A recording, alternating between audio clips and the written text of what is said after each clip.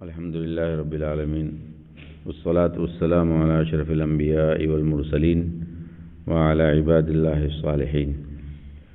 أعوذ بالله من الشيطان الرجيم. بسم الله الرحمن الرحيم.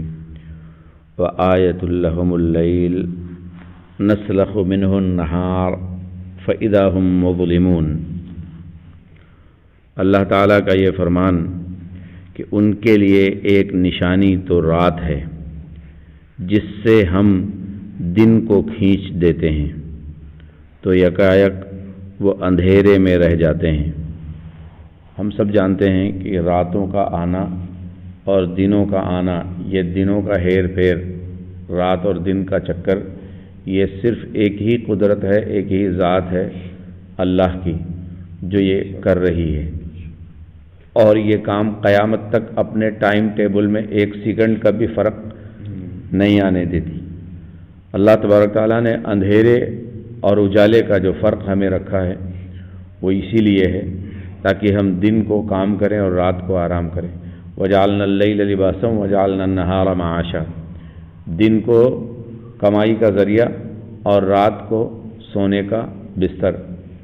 تو اس لیے رات اور دن کا آنا انسان کی زندگی میں بہت ضروری ہے اور دنیا کے نظام کو چلانے کے لیے بھی بہت ضروری ہے، کیونکہ تمام چیزوں میں اللہ تبارک تعالیٰ نے جان رکھی ہے. اور ہمارے لیے قرآن کریم کی یہ نشانی اللہ کی قدرت اور اس کی طاقت یہ ہمیں دکھاتی ہے کہ پروردگار دن کو اندھیرے میں اور اندھیرے کو اجالے میں بدل سکتا ہے، اور یہ طاقت صرف اللہ کی ہے. یہ ایک ایسی نشانی ہے جیسے ایک کالی چادر بچھی ہو، جیسے ایک چمکدار چادر نے ڈھانپ رکھا ہو، پھر اوپر والی سفید اور چمکدار چادر کھینچ لی جائے اور نیچے سے سیاہ اور کالی چادر باہر نمودار ہو جائے، دکھ جائے. قرآن کریم نے جب دن اور رات کا ذکر فرمایا تو پہلے رات کا ذکر فرمایا. اس سے دو باتوں کا پتہ چلتا ہے. ایک یہ کہ فطری تقویم یہ ہے کہ دن رات کی، یعنی ایک دن یا 24 گھنٹے کی مدت کا شمار ایک دن سورج غروب ہونے سے لے کر دوسرے دن سورج غروب ہونے تک ہے، یعنی ایک دن ہی کہلاتا ہے. رات اور دن ملا کر 24 گھنٹے ایک ہی دن شمار کیا جاتا ہے، اور یہ مدت ہمیشہ 24 گھنٹے ہی رہتی ہے. اس میں کبھی 25.25 25.5 یا 24.5 گھنٹے نہیں ہوئے. یہ ٹائم ٹیبل بالکل فکس ہے، اور یہ طاقت صرف اللہ کی ہے، اور یہ مدت ہمیشہ 24 گھنٹے ہی رہتی ہے، خواہ گرمیوں کا موسم ہو یا سردیوں کا موسم ہو، اور اس میں ایک سیکنڈ کا بھی فرق نہیں پڑتا. اور دوسرے یہ کہ اصل چیز رات اور تاریکی ہی تھی. یہ اللہ کی رحمت ہے کہ اس نے تمہارے لیے سورج پیدا فرما کر روشنی کا بھی انتظام فرما دیا، اور اس میں تمہارے لیے اور بھی بے شمار فائدے رکھتی ہے.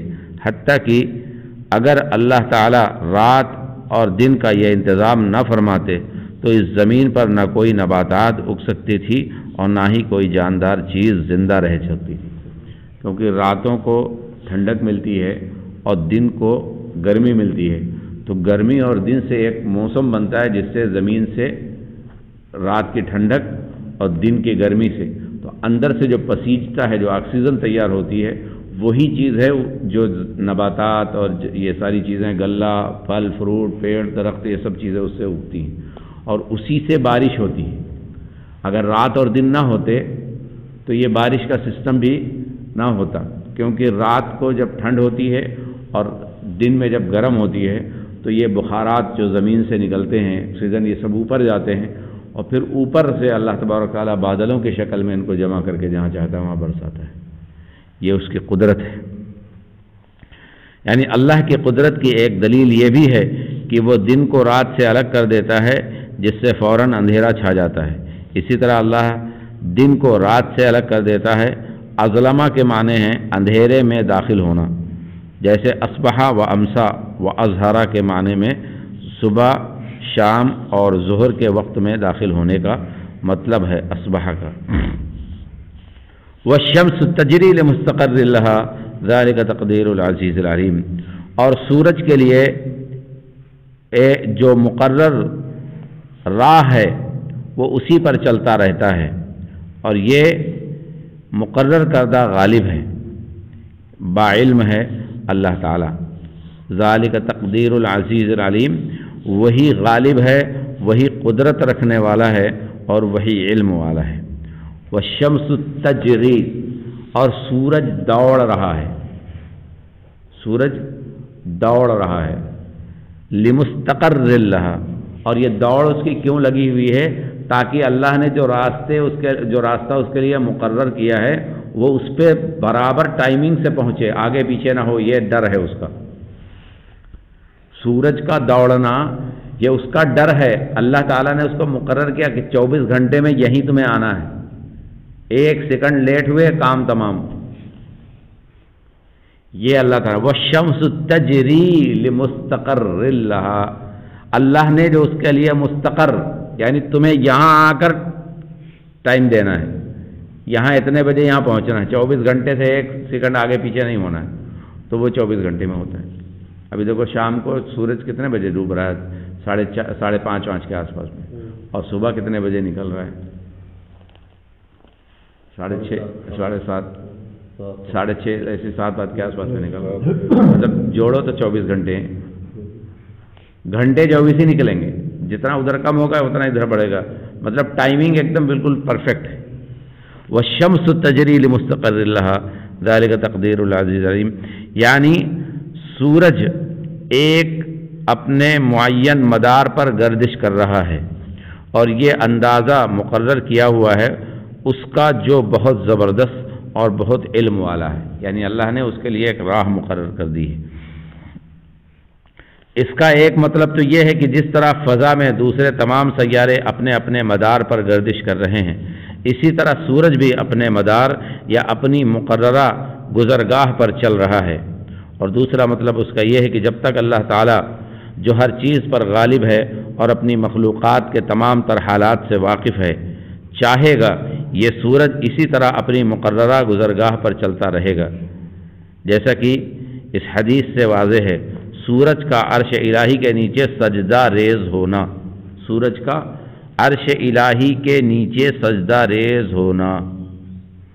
ایک دفعہ خود رسول اللہ صلی اللہ علیہ وسلم نے سیدنا ابو ذر رضی اللہ عنہ سے پوچھا، جانتے ہو کہ یہ سورج غروب ہونے کے بعد کہاں جاتا ہے؟ سیدنا ابو ذر رضی اللہ عنہ کہنے لگے، اللہ اور اس کا رسول ہی بہتر جانتا ہے۔ آپ نے فرمایا، سورج غروب ہونے پر اللہ تعالیٰ کے عرش کے نیچے سجدہ ریز ہوتا ہے، اور دوسرے دن طلوع ہونے کا اذن مانگتا ہے، یعنی اجازت مانگتا ہے، اور دوسرے دن طلوع ہونے کا اذن مانگتا ہے تو اسے اذن یعنی اجازت دے دی جاتی ہے۔ پھر ایک دن ایسا آئے گا کہ اس سے کہا جائے گا کہ جدھر سے آیا تھا ادھر ہی لوٹ جا، پھر وہ مغرب سے طلوع ہوگا۔ پھر آپ نے یہی آیت مبارکہ پڑھی، کتاب التوحید بخاری، باب وکان عرشہ علی الماء۔ اس حدیث سے 2 باتیں معلوم ہوئیں، ایک یہ کہ سورج اور اسی طرح دوسرے سیاروں کی گردش محض کشش ثقل اور مرکز گریز قوت کا نتیجہ نہیں، بلکہ اجرام فلکی اور ان کے نظام پر اللہ کے حکیم و خبیر زبردست کنٹرول ہے۔ اس میں جو عربی گاڑی استعمال کی جا رہی ہے وہ اس کا مطلب یہ ہے کہ اللہ تبارک تعالیٰ نے سورج کو ایک مقرر راستے پر مقرر کر دیا ہے، اور اس کا مطلب یہ نہیں ہے کہ وہ صرف جو ہے ایک ہی کام کرے، ثقل بھاری پن کو، اور ایسی طاقت اور قوت ہے اس کے اندر کہ اللہ تبارک تعالیٰ نے ساری کائنات کو اسی سے روشن کر رکھا ہے، اور اس کی روشنی سے جو فائدے ہوتے ہیں دنیا کو، انسانی جسم کو اس کی حرارت بہت ضروری ہے۔ زمین پر سبزہ رہنے کے لیے سورج کی حرارت بہت ضروری ہے، جانوروں اور کیا کہتے ہیں یہ حیوانات، ان کو بھی زندہ رہنے کے لیے سورج کی گرمی بہت ضروری ہے۔ سمندروں کے اندر اتھل پتھل نہ ہو، ان کو بھی ٹھہراؤ کے لیے سورج کی گرمی بہت ضروری ہے، ورنہ یہ سارا نظام درہم برہم ہو جائے۔ اور یہ سب کام اس آسمانی نظام کو، اس چاند ستاروں کو چلانے کے لیے اللہ تبارک تعالیٰ نے جو فلکی نظام قائم کر رکھا ہے، اس کی حکمت کیا ہے یہ اللہ ہی جانتا ہے، اور وہی اس کی خبر رکھنے والا ہے، اور یہ کنٹرول صرف اللہ کی ذات کیے ہوئے ہیں۔ ان میں نہ تو تصادم یعنی آپس میں کوئی سیارے ٹکراؤ، اور نہ تزاحم، اور نہ یہ ایک جگہ پر بھیڑ ہوتی، یعنی جس کو جتنی دور پہ آسمان میں تاروں کو لگا دیا کہ تم یہاں رہنا، تم یہاں رہنا، تم یہاں، اپنے اپنے کام پہ لگے رہے، کوئی ایک دوسرے کے قریب نہیں جا سکتا، سب اپنی اپنے۔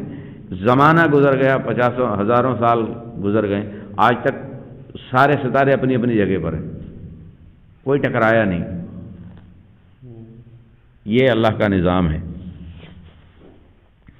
اور نہ ہی ان کی مقررہ گردش میں کمی بیشی ہوتی ہے، سب اپنے اپنے اسپیڈ میں برابر چل رہے ہوتے ہیں، اور یہ سب اجرام یعنی یہ سارے کے سارے کام اللہ کے حکم کے تحت گردش کر رہے ہیں۔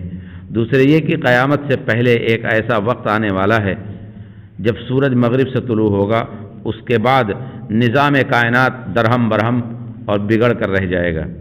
آج کا مغرب زدہ طالب علم سورج کے طلوع و غروب ہونے اور عرش کے نیچے جا کر دوبارہ طلوع ہونے کی اجازت مانگنے کا مذاق اڑاتا ہے، اور کہتا ہے کہ سورج تو اپنی جگہ پر قائم ہے، اور ہمیں جو طلوع و غروب ہوتا نظر آتا ہے تو یہ محض زمین کی محوری گردش کی وجہ سے ہے، حالانکہ اللہ کا عرش اتنا بڑا ہے کہ ایک سورج کی کیا بات ہے، کائنات کی ایک ایک چیز اس کے عرش کے تلے ہے، اور جن و انس کے سوا ہر چیز اس کے سجدہ ریز ہو یا اللہ کی طرف سے سپرد کردہ خدمت سر انجام دینے پر لگی ہوئی ہے، یعنی کوئی چیز کائنات کی نہیں ہے جو اللہ کے لیے سجدہ نہ کر رہی ہو، اور اس کا عرش کائنات کی جتنی بھی ہیں یہ ساری چیزیں اس کے عرش کے نیچے ایک چھوٹے سے کنچے کی حیثیت رکھتی ہیں، اتنا بڑا عرش، اس کی برابری یا اس کا تصور کرنا ہی انسان کے لیے بہت محال ہے۔ اللہ تعالی ہم سب کو صحیح سمجھ عطا فرمائے، نیک عمل کرنے کی توفیق عطا فرمائے۔ سبحانک اللہم و بحمدک، اشہد ان لا الہ الا انت، استغفرک و اتوب الیک۔